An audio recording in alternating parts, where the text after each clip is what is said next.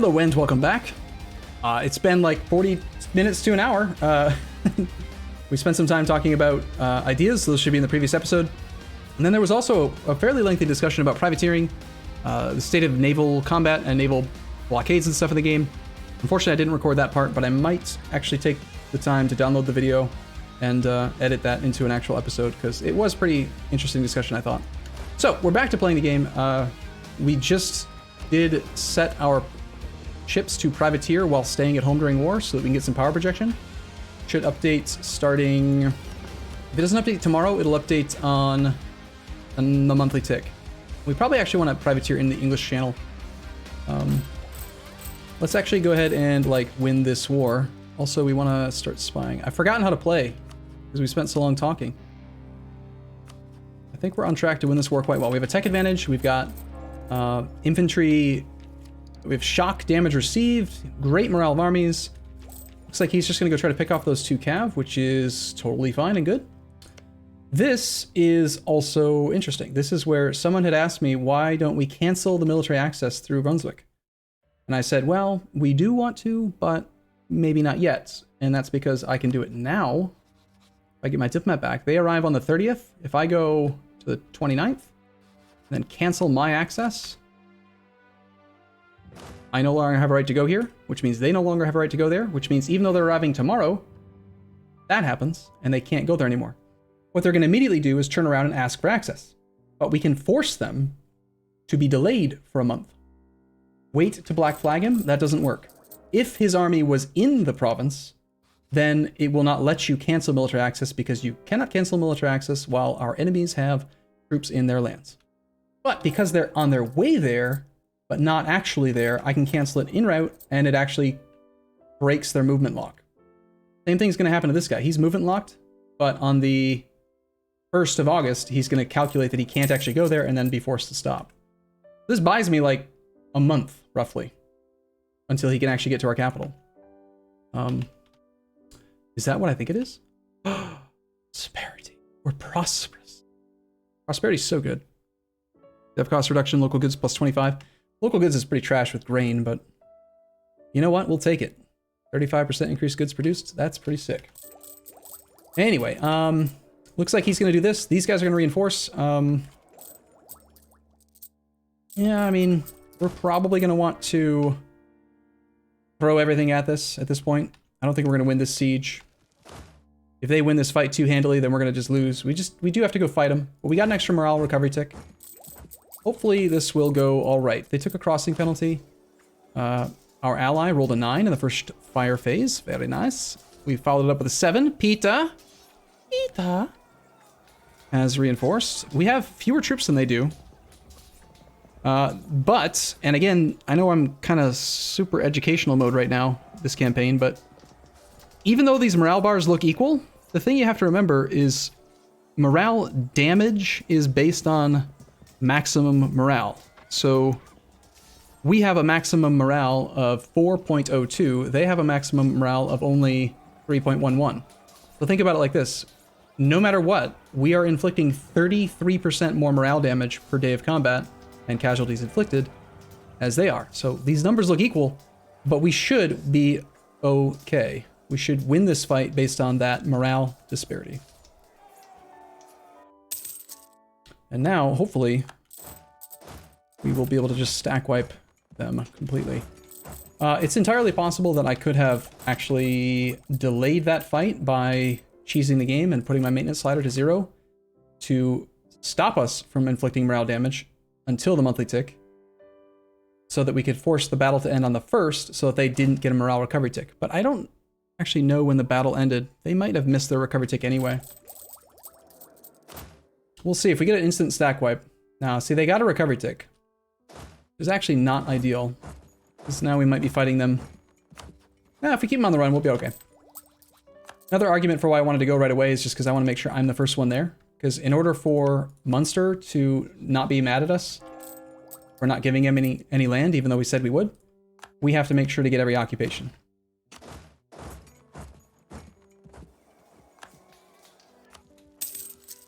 Which I think we're well on our way to do.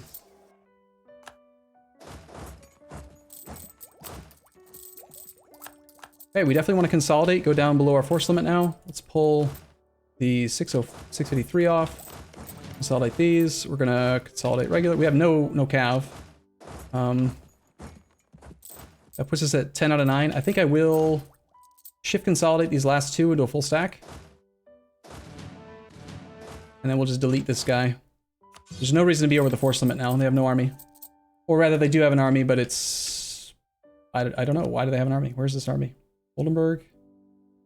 Oldenburg, where'd you go, Oldenburg? I don't see you.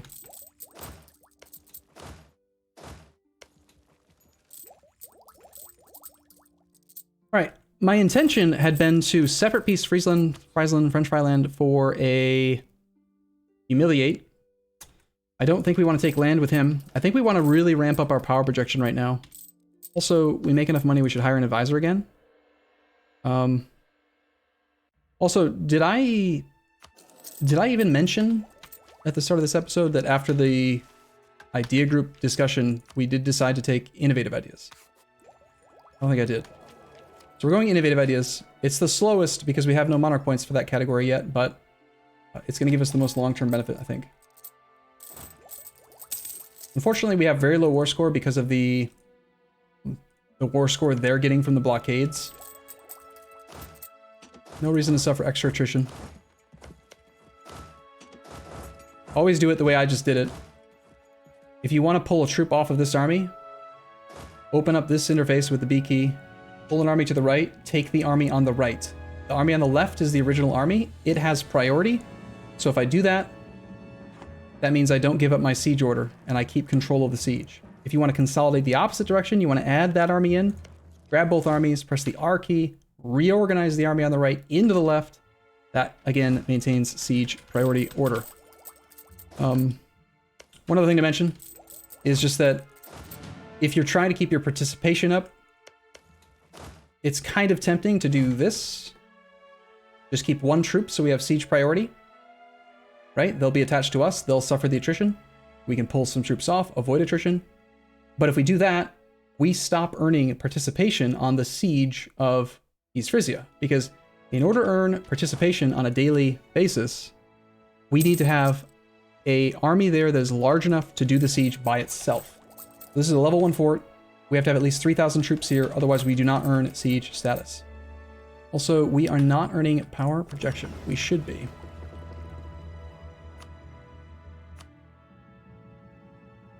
I'm confused because this does work. I know that it does because I've done it plenty of times before. It could be that they have such a low trade power share because they're occupied and because they suck that it just isn't registering any power projection. But we should be able to get power projection for privateering with a navy that's not actually doing anything. Don't think it was patched. No, there hasn't been a major patch for this game since before last year's EU4 LAN party.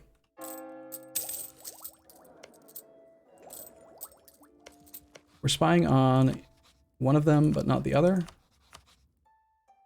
Let's see. Get that. That's good. The reason why we care about participation, by the way, is because if I'm desperate, I need to keep my manpower, I could do that, right? I could pull all but one troop off. But if I do that, he'll end up with like 80 to 90% participation, and then when we piece these guys out separately for their treasury, then our ally will take 90% of the money. And we do need the money. We're constantly looking for money. So that's why I'm suffering extra attrition. Latest patch was in February? Okay, but I don't remember what that was. What did they change then? It wasn't anything impactful. I remember because I was kind of frustrated because I'd pointed out a bunch of exploitative type stuff at the EU4 LAN party and they didn't address any of it, even though they seemed really interested in it.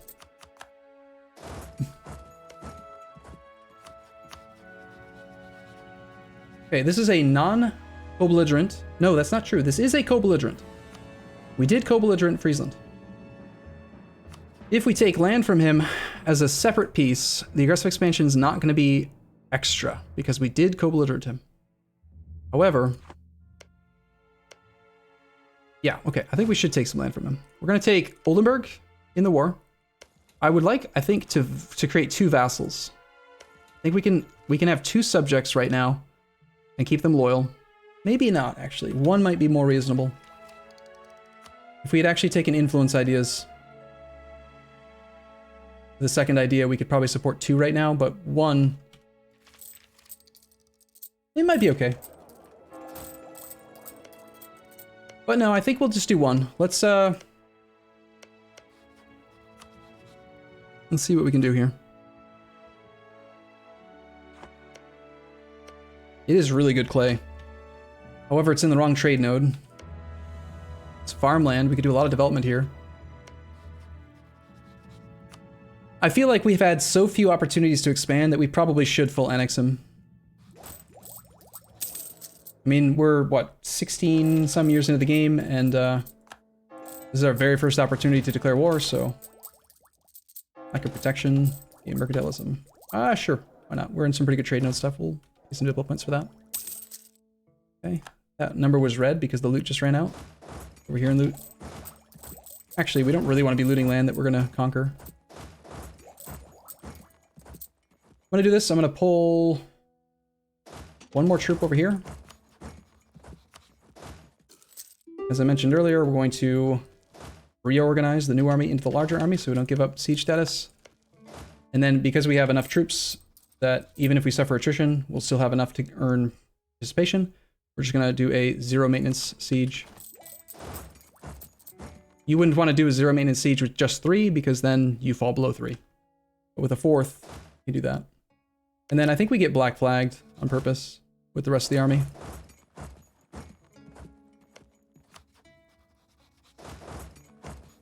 Just to keep it safe, if we're going to keep it at 0 maintenance. Hey, our guy finally died.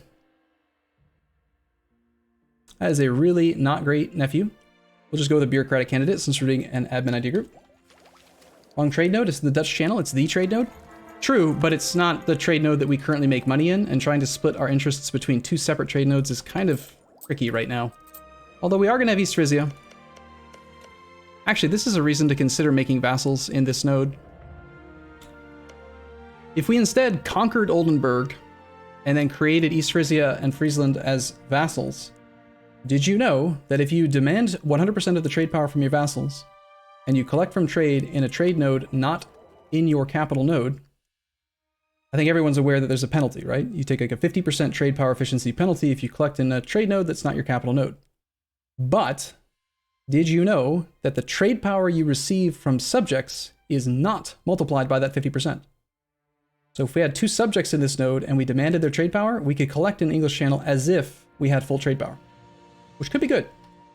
Actually a reason to consider making East Frisia into a vassal. I think we'll keep this land for ourselves and maybe make 2 vassals, East Frisia and Oldenburg.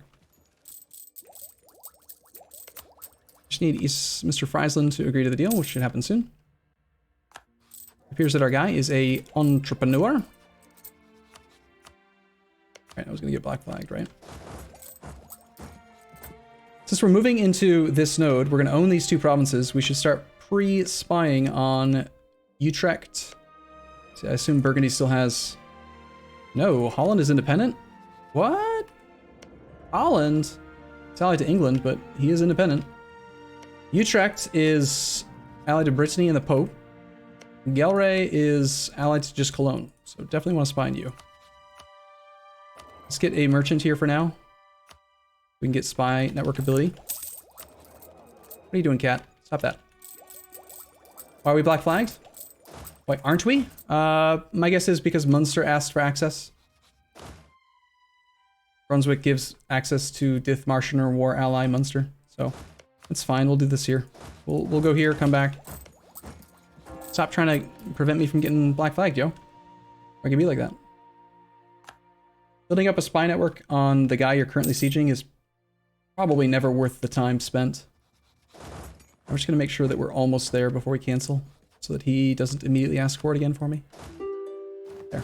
Now we're black flagged. Yeah, we'll stop spying East Frisia. Let's start spying on Utrecht as well. Get our claims. Isn't vassalizing H3 miners a bad idea because of the static modifier to diplo-annexing... Static modifier to diplo-annexing an HRE member? It's not a static modifier. When you annex a prince, you take -25 opinion with everyone in the empire, but it decays at, I think, one per year base, modified by your improved relations. So unless you're annexing like 5 princes every couple of years, it ticks down quickly enough that it's not a factor. And besides, we're not able to become the emperor yet or anything, so it's not really a concern, I think. So we'll full annex this guy. It's, 44 aggressive expansion. That's kind of a lot. Mm-hmm. It's what it is. Gotta expand, man. We co-belligerented him for a reason. And we will stay in this war long enough to get this land cored, so we don't have to deal with unlawful territory. Maybe we don't need to worry about spying on Gelre on us. Honestly, we're not gonna have any room for aggressive expansion. There's no point. We should instead just be improving with these guys. So I'm actually gonna switch to improve relations over time. On both. And, oop, Brabant, you don't matter.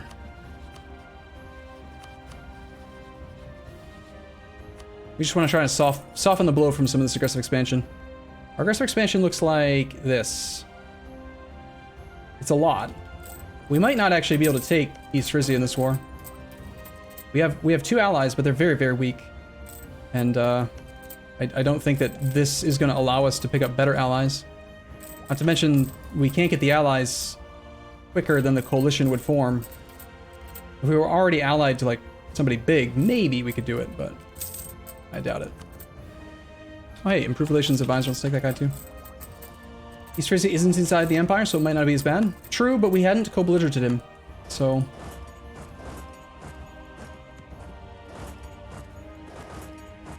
Alright, so to get this army black flagged, I guess we'll use you. You won't do it. You? Everyone's mad at me now for demanding all that land.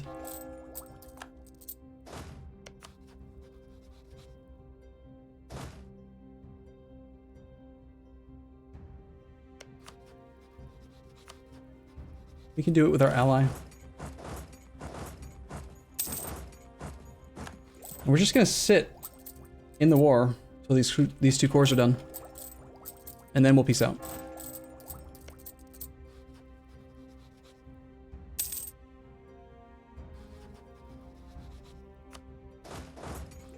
Also, the naval situation is still pretty bad.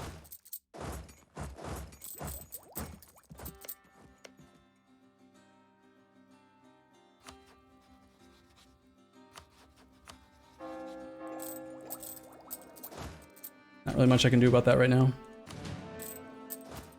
Our land force limit did go up. Train more troops. I think we'll hold off. Why do I want to black flag my army? Because we have 2 occupations. It's very likely that this province, with its 10.6 unrest due to the occupation and all that, it's very likely we could have rebel spawn. I don't want to loot the land because I'm going to conquer it.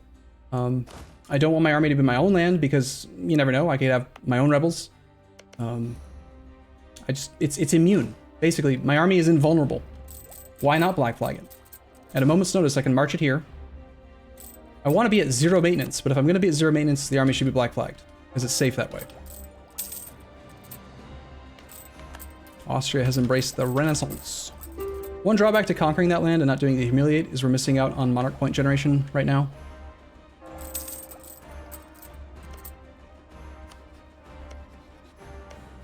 East Frisia is only 7 development.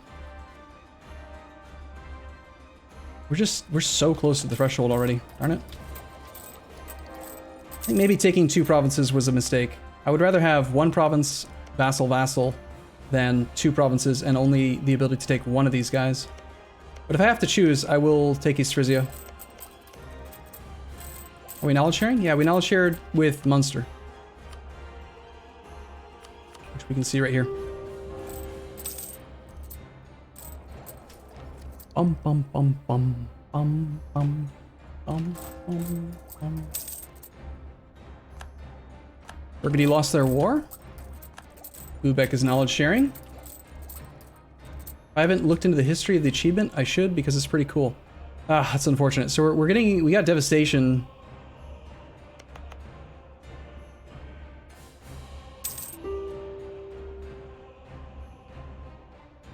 When did they devastate our land? There's never an army here. They must have temporarily gotten enough to blockade Condat de Marchen. It must have been before we pieced out French Fry lands. They had just enough. Or possibly after we won our siege, that navy went out and then they blockaded it. That's really sad. Now we have a bad leader. It'll take a long time to get the prosperity back. Oh well.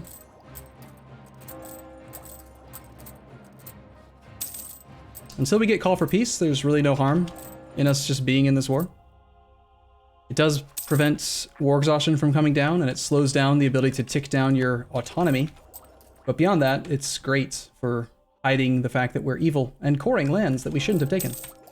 Sneaky, sneaky.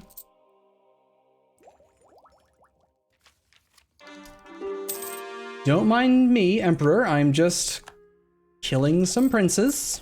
Like you do, no big deal. The Emperor won't kill us if we are the Emperor. This is true, but we are still a republic, so we can't do that. The Death of a Merchant. Gain 17 ducats or 15 prestige, and a 50% price level 1 advisor. Oh my god, that guy's so good.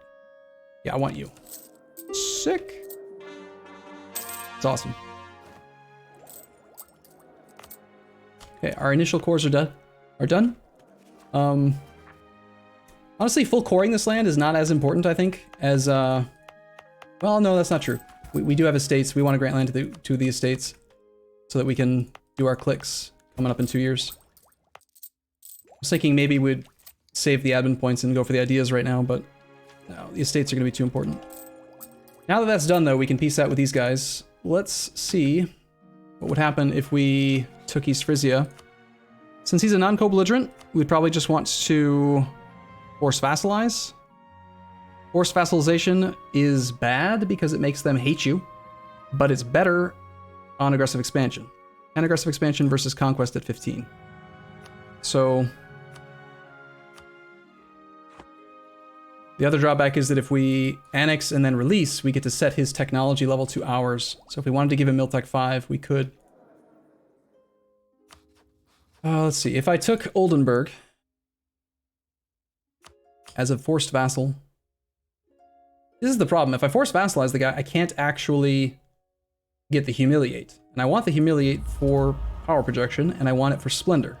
In fact, right this second, if we humiliate him, we could actually trigger our golden era, which I do want to do.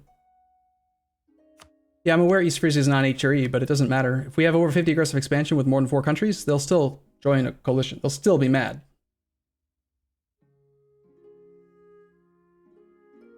$15's not bad, no, not on its own, but this plus,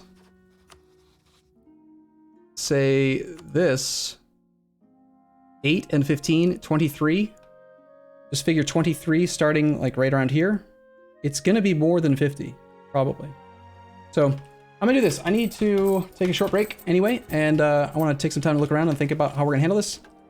I'll be back in the next episode if you're watching this on YouTube. Otherwise, stick around. I'll be back in a sec.